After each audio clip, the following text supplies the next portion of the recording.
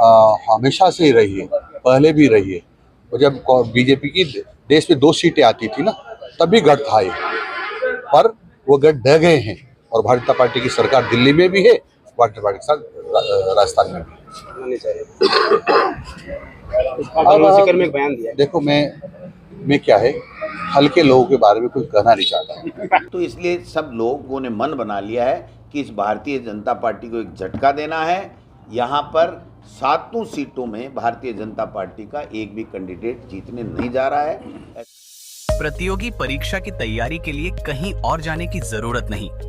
राजस्थान की number 1 coaching आधार classes Jhunjhunu, जहां अनुभवी शिक्षकों के मार्गदर्शन में पिछले 4 वर्षों में 500 प्लस सिलेक्शन हुए हैं। नए बैच शुरू हो चुके हैं, आज ही जुड़े। 7 विधानसभा क्षेत्रों में उपचुनाव है और संगठन पूरी तरीके से सक्रिय है। सब लोगों की ड्यूटी लगा दी है, सब लोग काम कर रहे हैं और मैं समझता हूं कि लोगों ने मन बना लिया है कि जिस आस और उम्मीद के साथ में भारतीय जनता पार्टी की सरकार बनाई थी, वो पूरी तरीके से 10 महीने में फेल हुई है। हर मुद्दे के ऊपर यू टर्न लिया गया है या वादा खिलाफी की गई है, अनर्गल बयानबाजी। मैं इतना ही कहना चाहूँगा कि एक भी वर्ग खुश नहीं है इस भारतीय जनता पार्टी की पर्ची सरकार से। आज न मंत्री की चल रही है, न मुख्यमंत्री की चल रही है, न विधायकों की चल रही है। पूरी तरीके से ब्यूरोक्रेसी हावी है और आम जनता पिस रही है। कोई सुनने वाला नहीं है। आप देखिए, कहीं भी जन सुनवाई नाम की कोई चीज़ नहीं है। किसी मंत्री के एक व्यक्ति जा नहीं रहा है क्योंकि वहाँ जाने से काम भी नहीं हो रहा है। वो मंत्री खुद कहता है मेरा काम नहीं हो रहा। तो फिर ऐसे में चाहे वो शिक्षा विभाग हो, चाहे वो चिकित्सा विभाग हो, चाहे कोई दूसरे विभाग हो, किसी में कोई स्वीकृतियाँ नहीं हैं। बेरोजगार निराश हैं, परेशान हैं, सड़कें टूटी पड़ी हैं, बीमार का इलाज नहीं हो रहा है। हॉस्पिटलों में RGHS हो, चाहे मुख्यमंत्री चिरंजीवी योजना हो, उसमें कोई इलाज नहीं हो रहा है। प्राइवेट वाले मना कर रहे हैं कि हमें सरकार पैसे नहीं दे रही है। सरकारी कर्मचारियों को RGHS में 9 महीने से भुगतान नहीं हो रहा है। बेरोजगारों को बेरोजगार भत्ता नहीं है। बिजली 4 घंटे रबी की समय में, फसल के समय में 6 घंटे बिजली पिछले 12-13 साल से लगातार, चाहे वो कांग्रेस की सरकार हो, चाहे वसुंधरा जी की सरकार हो, आज 4 घंटे बिजली नहीं आ रही है। लोग परेशान हैं। आधी जोत भी अपनी काश्त कर नहीं पाए हैं। न बीज जो वितरण होता था वो बीज वितरण भी नहीं है। यहाँ सीकर में आप ले लीजिए, जो हमने स्वीकृति करके वित्तीय स्वीकृति जारी कर दी थी, चाहे वो नवलगढ़ रोड का पुलिया हो, चाहे वो झुंझुनू रोड से फतेहपुर रोड को जोड़ने वाली लिंक बाईपास हो, चाहे कोई दूसरा काम हो, एक भी काम यहाँ पर हो नहीं रहा है। जो बजट घोषणाएं हमारी सरकार के समय की गई थी, ज़मीनें आवंटित हो गई हैं। यहाँ पर वेटरनरी जो यूनिवर्सिटी की हो गई, नहीं है, कुछ भी नहीं है। आप देखिए, लक्ष्मणगढ़ में फूड पार्क की ज़मीन आवंटित हमने कर दी थी, आज उसका 1 पैसे का कोई लेना देना नहीं, वो ज़मीन आवंटित हो गई। उसके बाद में यहाँ पर जो सीकर का मास्टर प्लान है, जिस दिन आचार संहिता लगी थी उस दिन अखबार में रात को वो अधिसूचना प्रकाशित होनी थी, आपत्तियां मांगनी थी 1 महीने के लिए। आज 10 महीने हो गए, उसके बावजूद भी न कोई अधिसूचना है, उसका अता पता नहीं है वो फाइल है कहाँ। माननीय मंत्री खर्रा साहब ने विधानसभा में मेरे क्वेश्चन के जवाब में कहा था कि हम 1 महीने के अंदर जो आपत्तियां आई हुई हैं हमारे पास में, उसका विधिक परीक्षण करा लेंगे और दिसंबर पहले हम इस मास्टर प्लान को लागू कर देंगे। आज मास्टर प्लान का कहीं कोई अता पता नहीं है कि कब लागू होगा, कब अधिसूचना होगी, कब आपत्तियां मांगी जाएगी, कब इसको फाइनलाइज किया जाएगा। तो ऐसे में शहर का विकास भी अवरुद्ध है, बिजली मिल नहीं रही है, शिक्षा के क्षेत्र में कोई टीचरों की भर्ती नहीं है, कोई DPC नहीं है, कोई काम नहीं हो रहा है। तो इसलिए सब लोगों ने मन बना लिया है कि इस भारतीय जनता पार्टी को एक झटका देना है। यहाँ पर 7 सीटों में भारतीय जनता पार्टी का एक भी कैंडिडेट जीतने नहीं जा रहा है, ऐसा लोगों ने मन बनाया है।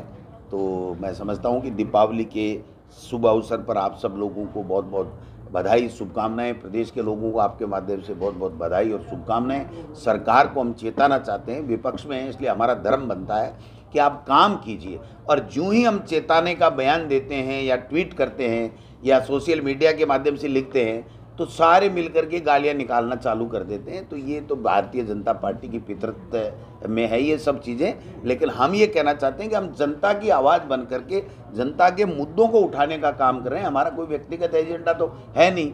तो हम तो ये कहते हैं कि भाई अच्छे काम कीजिए, अच्छी शिक्षा की व्यवस्था बने, चिकित्सा में लोगों को लाभ मिले, सड़कें बने, टूटी हुई सड़कें जो बरसात में खराब होगी वो सड़कें बने, शहरों का विकास हो, गाँव का विकास हो। तो ये सब चीज़ें जो है वो उसके लिए हम लोग हमेशा प्रयासरत रहते हैं, और आप मीडिया का भी हमेशा साथ रहा है। तो मैं उम्मीद करता हूं कि सरकार को चेताने में आप सब लोगों का योगदान इसी प्रकार बना रहेगा। सर, कांग्रेस की कितनी सीटें आएंगी? बीजेपी 0 आएगी। कांग्रेस का दावा नहीं है। कांग्रेस को दावा क्या है, तो 4 तो हमारी है ही, बाकी और भी बढ़ जाए, लेकिन बीजेपी 0 आ रही है जैसी सूचनाएं आ रही हैं। बार बार मदन दिलावर जी बहुत इस तरीके के बयान दे रहे हैं। दुश्मन बताया सर कल ही उन्होंने। वो कुछ भी बोले भाई, उसका क्या करो आप बताओ। उसको शिक्षा में तो काम करना नहीं, पंचायती राज में करना नहीं, उसका तो एकमात्र एजेंडा गोविंद डोटासरा के खिलाफ अनर्गल बयानबाजी करना है। तो मैं ऐसे व्यक्ति के मुंह नहीं लगना चाहता। वो अपना शिक्षा और पंचायती राज विभाग है, उसमें काम करेंगे, अच्छा करेंगे, हम धन्यवाद देंगे। कमियां छोड़ेंगे तो हम कमियों को जनता के सामने उजागर करेंगे। सर, कल तो क्या होते ही रहते हैं, क्या दिक्कत आ रही है? जिसके खिलाफ कोई चीज़ होगी, करेंगे, जांच हो जाएगी, जांच में दूध का दूध पानी का पानी हो जाएगा। जो लोग दोषी हैं वो सलाखों में चले जाएंगे, जो निर्दोष हैं वो उस पाप से बरी हो जाएंगे जो पाप भारतीय जनता पार्टी चढ़ाना चाहती है, अनर्गल बयानबाजी करके और परेशान करके। मास्टर प्लान में देरी का क्या कारण मानते हैं? अब माननीय मंत्री महोदय बता सकते हैं। मेरे तो समझ के बाहर की बात है कि कोई बड़ा खेला हो रहा है। क्या खेला हो रहा है, वो तो आरोप तो कांग्रेस के नेताओं पे लगा रहे थे। तो मैं तो उनसे आग्रह करूंगा कि अगर किसी ने भी, चाहे वो कांग्रेस का हो चाहे कोई भी हो, कोई गड़बड़ी की है तो उस गड़बड़ी को उजागर करें और शहर हित में वो जल्दी से जल्दी इस मास्टर प्लान को लागू करवाने में अपनी सकारात्मक भूमिका जो है वो निभाएं। और मैं तो ये भी कहूँगा कि यूडीएच मंत्री पहली बार हमें सीकर ज़िले को, जो अभी तो वो चले गए नीमका थाना में, लेकिन सीकर संभाग और सीकर ज़िले में रहे हैं और हमारे साथ प्रधान भी रहे हैं। तो मैं तो व्यक्तिगत रूप से भी आग्रह कर चुका, आपके माध्यम से भी कहना चाहूँगा कि सीकर को ऐसी सौगात दीजिए जो लोग वर्षों तक याद करें कि एक शासन आया था जिसमें खर्रा साहब यूडीएच मंत्री थे। तो मैं समझता हूं कि ऐसा कोई काम करें तो अच्छा लगेगा सबको। झुंझुनू सीट पर कितने मतों से कांग्रेस जीत की आप अनुमान? वो तो काउंटिंग वाले दिन बता दूंगा, आज तो कैसे बताऊंगा के बारे में नहीं, वो तो सब जगह लड़ रहे हैं। हम तो सातों जगह लड़ रहे हैं और सातों जगह ही हम जीत रहे हैं। अब बताओ क्या करूं। सर, कह रहे हैं नागौर में जमानत जब्त हो रही है। नागौर में कांग्रेस की जमानत जब्त हो रही है। नहीं, गलत है ये। आपके पास सूचना दुरुस्त करना, सब जगह कांग्रेस जीत रही है। भाजपा प्रत्याशी के पक्ष में वोट की अपील करने के लिए आए हैं, किस तरह चुनौती मानते हैं झुंझुनू की? सारे झुंझुनू को मैं आज मैंने दिन भर घूम के देखा है, सब लोगों से बातचीत हुई है, हजारों लोगों से मिलना हुआ है। सबके ऊपर एक ही बात है, भारतीय जनता पार्टी कैंडिडेट राजेंद्र जी भामुसा यहाँ से चुनाव जीतेंगे और 7 उपचुनाव हो रहे हैं, उसमें सबसे ज़्यादा वोट यहाँ झुंझुनू विधानसभा क्षेत्र से आएंगे और सबसे ज़्यादा वोटों से जीतेंगे। पिछले 4 दफा से सर कांग्रेस का गढ़ रही है झुंझुनू विधानसभा, इस बार चैलेंज बीजेपी के लिए। ऐसा है, कांग्रेस का गढ़ तो हमेशा से ही रही है, पहले भी रही है।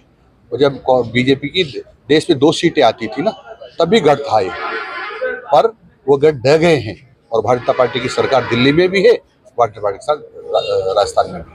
अगर गोविंद सिंह डोटासरा है, वो कहते हैं मैं मुंह नहीं लगाता, जवाब नहीं है या फिर बोलना नहीं चाहिए? जिक्र में एक बयान दिया। देखो, मैं क्या है, हल्के लोगों के बारे में कुछ कहना नहीं चाहता। एक फिर कल आदेश भी आया कि स्कूलों में जो ड्रेस वगैरह बच्चों को दी जाएगी, वो सर क्या रहेगा? देखो, हम जब माननीय भैरव सिंह जी शेखावत साहब ने पाठ्य पुस्तक ड्रेस चालू की थी, तब से निरंतर मिल रही है, अभी मिलेगी। और अब की बार हम कोशिश कर रहे हैं कि उनको जूते भी मिले और स्वेटर भी मिले। इसमें CSR फंड हम जुटा रहे हैं और उसे देने का हम प्रयत्न कर रहे हैं।